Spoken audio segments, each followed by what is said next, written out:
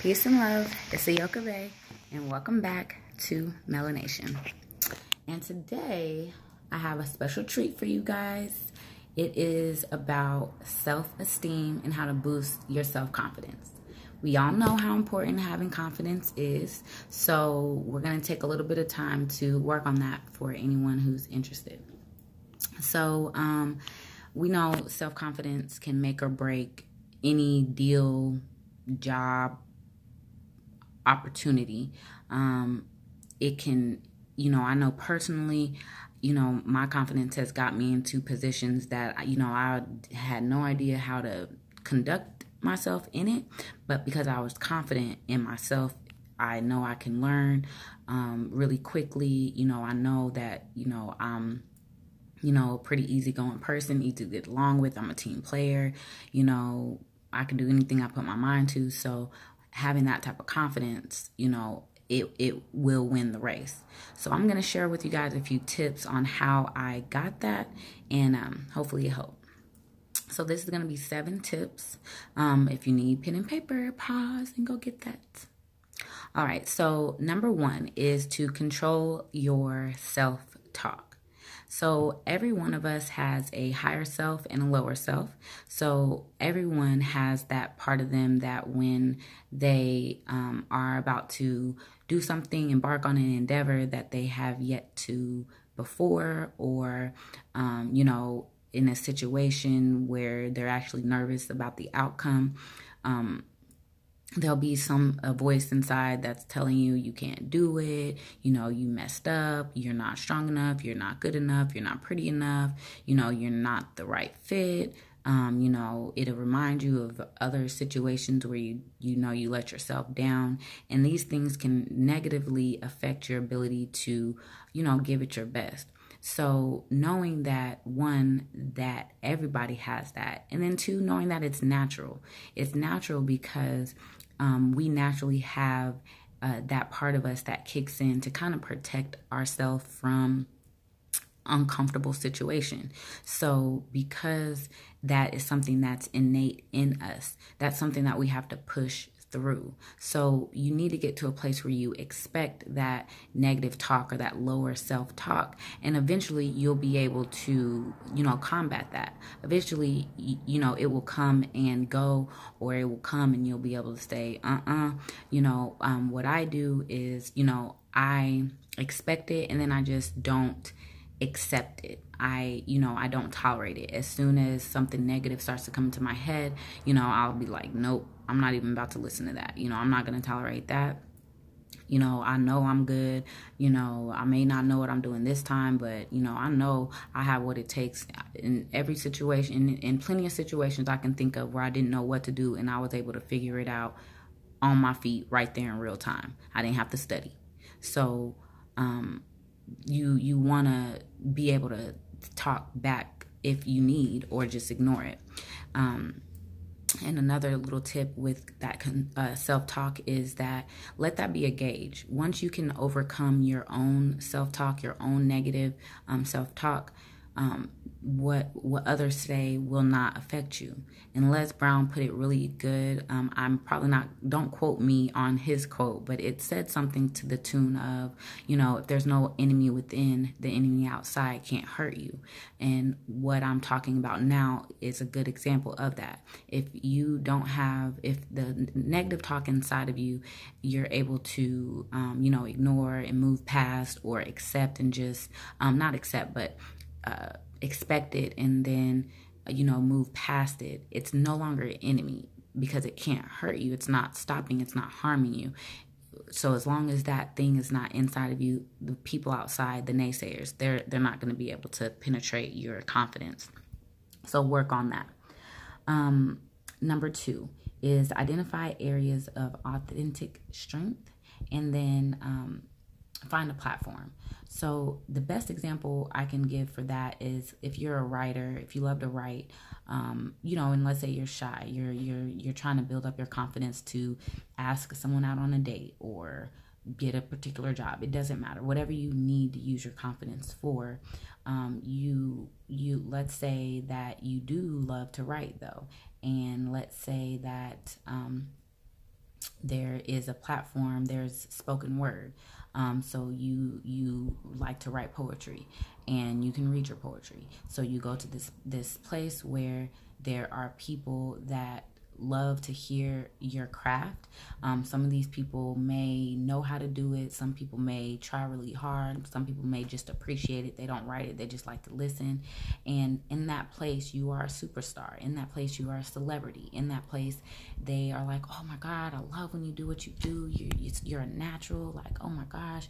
And you're just like, yep, I guess I am a natural. I mean, it just came together like that.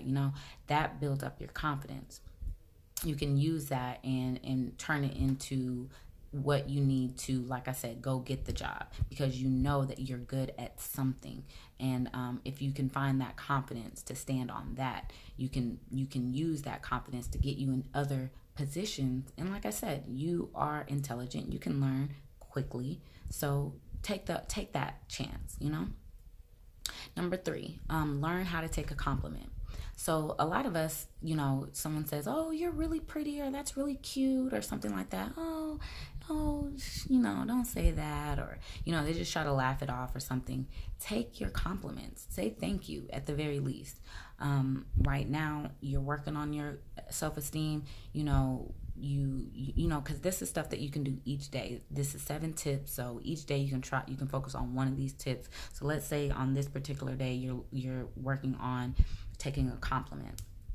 So you get cute, you accentuate your favorite attribute of yourself, and now you're getting these compliments all day, and you tell them, well, I really appreciate you saying that, because I'm working on my self-confidence, and that's really going to help. You can be honest, be in the moment, take a moment to accept the compliment. Another example, I put on an event. I'm not an event planner. My mind is thinking about a million other things. So the little bitty details that go into getting an event together, I really want someone else to do it. But with me being the president of this nonprofit, there's not someone who holds that position. So I was wearing that hat. So I put together this event. I was nervous because, I just put it together. But I just was like, there might be something I didn't do. Somebody else that does this have a knack for it, or is a natural at event planning, probably would have did it so much better.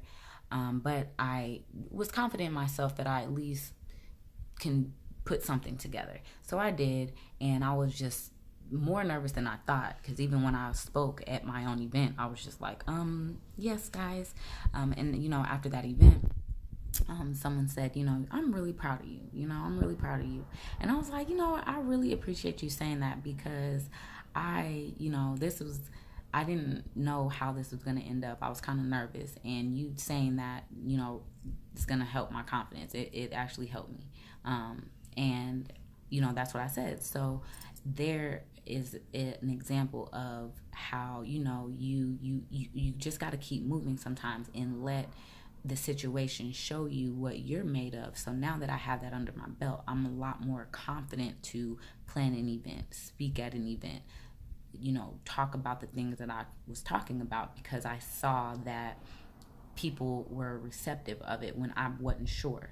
So definitely learn how to take a compliment.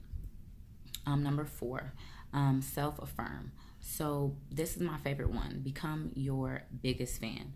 So when you self-affirm, it allows you to build yourself up from the inside out.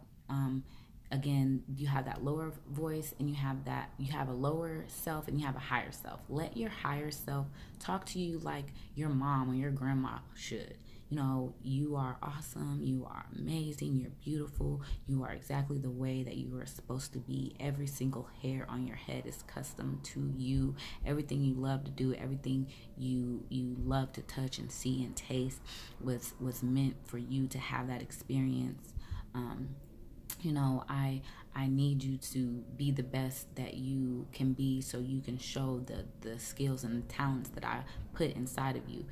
These are, this is some self-talk. You just, you're self-affirming, things that you do well. Like, I'm the best. Like, I'm the best at doing this. I'm the best. I like to think that I'm a really good speaker and that I can articulate very well.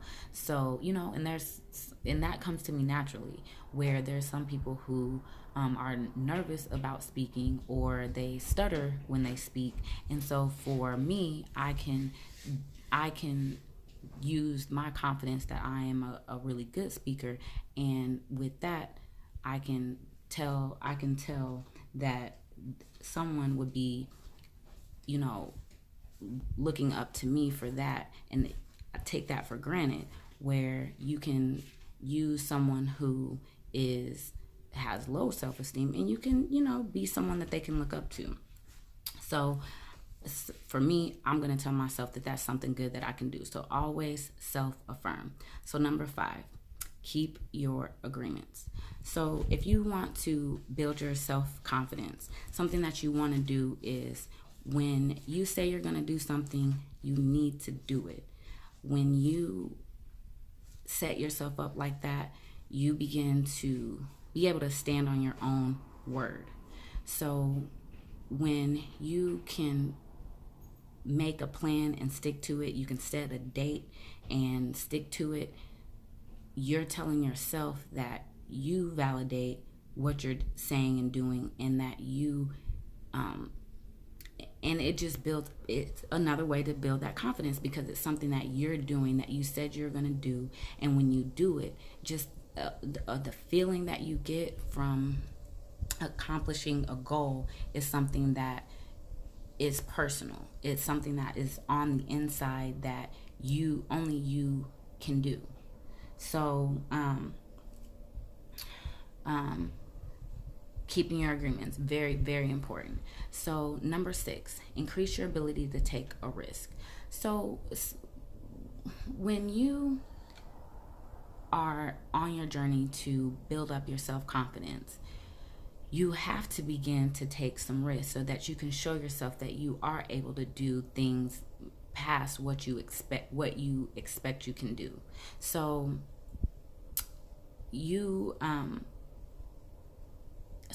an example that someone gave me was you have $50 value worth of self-esteem and $500 worth of self-esteem, and someone asks you to do something that's going to probably bring you down a couple pegs. Now if you only have 50, a bank of 50, that thing that you do, you stand up in front of someone and you speak and you bomb, that's gonna really affect you. Like, it could debilitate you. It could make you never want to speak ever again, right? That's your bank is too low. Or if on the other side you're at a 500, you can do that same thing. Like, take for instance the night that I had planned, that event that I was talking about. Let's say something did go wrong, and I was like, dang, for me, my confidence level is high enough that if something went wrong, I'm confident that I could say, like, oh, I forgot that, or dang, well, next time I'll know what to do next time. It's not going to make me never want to plan another event. You see what I'm saying? So that's what I mean by, you have to increase your ability to take risks, so that now that I took that risk of just throwing myself out there and just seeing what happens and not making it a big deal, like, I didn't stress about what I needed to do, because I'm like, I don't know what all to do. I'm just do what I know to do. I didn't make it a big deal, and I'm glad I didn't, because I would have stressed about it and just been stressing for no reason, adding all that cortisol, which is the stress hormone. You want to stay away from that, instead of allowing all that in, I stood firm, like, hey girl, you usually are on point. If you make a mistake this time, let it be something that you learn from, but you usually got yourself together. So with that in mind, I was able to just go ahead and do what I needed to do, and ended up getting a compliment. So next time I'm ready, and also, you want to do that for yourself, because you don't want to piggyback off other people's experiences. They tell you, like, oh, I had a great time, I did this, I did that. Everybody handles things differently. Everyone feels different. So you go do that thing. Don't let what other people say about their experience. Oh, I bombed, it wasn't good, this, that. Oh, I hate doing this, I hate doing that. You have it's self-esteem. You have to do certain things that build you up. Okay, so that is number 6. So number 7, last one, is to display your awards or journal. So this is something that I personally do. So all of these are things that I do, but I actually keep a journal. So if you like get awards, like when I ran track, I used to get track trophies and little medals and things like that. Keep those certificates. You can find a place and display that. So it's just your area to help you maintain a confidence level of, what, sometimes you may need to be reminded of those, and like, I was able to do this, and I remember I was nervous and I did it anyway, and I thought I couldn't do it, and that whole week I was sleeping, I was tired, but I still came and I was able to get the A. You may need things to remind you of other times that you didn't think you could do it, but you did it. So if you need that, make sure you display your awards. Or if you're like me, I like to write things down. So things are, going really well, and I'm excited, and I'm proud of myself for something that I did. I want to capture that moment, capture those feelings, just be able to write some positivity down, something great that I did. So I journal my experiences, and it really helps because I'm excited to do it. And now I'm at a point where I look for new challenges, and I look for things to do to not necessarily help me bring confidence, because now my confidence level is high enough that I'm not really looking for things to help build my confidence. I'm just using my ability. I'm using my confidence to catapult me into better situations, better environments. Like I said, I do want to become a motivational speaker, a public speaker. So I'm putting myself out there to do things like that. I love to motivate. I want to work with children and things like that. So I am using my confidence in myself and the things that I've done to get me those platforms, to get into those situations. So you must do the same in your journey to build that self-esteem, because eventually one day you'll get to a point where you built up enough that you're just using it to just open up doors for you. So I really appreciate you hanging in there with me. If there's somebody that you feel needs to hear this video, definitely send them the link. Please subscribe and tune in till next time. Peace and love.